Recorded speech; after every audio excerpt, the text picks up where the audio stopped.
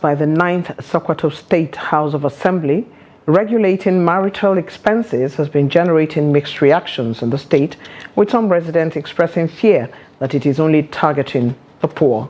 Abubakar Awal Imam reports that the law has been receiving praises and knocks since its passage in May this year. Let's take a look.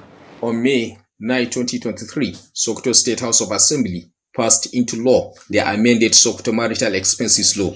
The law named Regulation and Control of Expenses of Marriages, Naming and Circumcision Ceremonies, and for purposes connected therewith 2022 was aimed at checkmating extravagances associated with marriage, among other things. Our findings reveal that the least one can spend on his wedding is about 1 million naira, regardless of his financial status.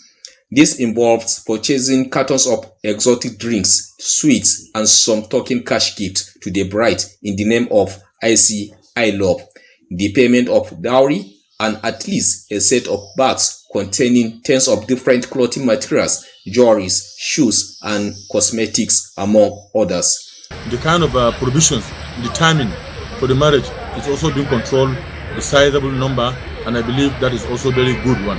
We go a long way in creating in reducing competition between the fair groups. Somebody will do more than 100 or 30, 20 boxes of provisions for the marriage. But I believe now one that's uniform rate, that's going to be a drastic reduction of competition among the peer groups. The new law, however, limit I law expenses to only 2 cartons of sweet with 20,000 cash gift to the bride, but there was no limitation to dowry. The law, which is targeting only Muslims, also pegged bridal clothes locally known as kailepi to only 10 wrappers, just as it stipulates 1 month imprisonment with an option of 50,000 naira for any person who violates the law.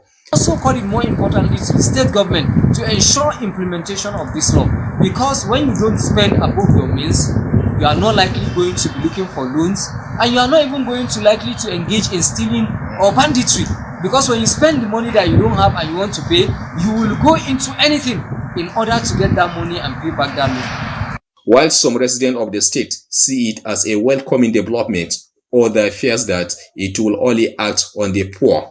It's when you have that you spend, and it's not mandatory for you when you are getting married or on naming ceremony for you to do some certain outrageous expenses. It depends on the family, it depends on the background, it depends also on the orientation and also the belief. It depends on the self-esteem of both parties, either that of the wife or the husband that are into that celebration. And I want to believe that those that are going to make those laws are mostly also at the top, and they are the ones that will break that law. Believe you me, they are the only ones that can spend that kind of outrageous figure that we are talking about. A renowned Islamic scholar in the state, Sheikh Isa Talata Mafra, who spoke with our reporter on phone, said the law contravenes Sharia law. Abubakar Awal Imam, reporting for Trust TV.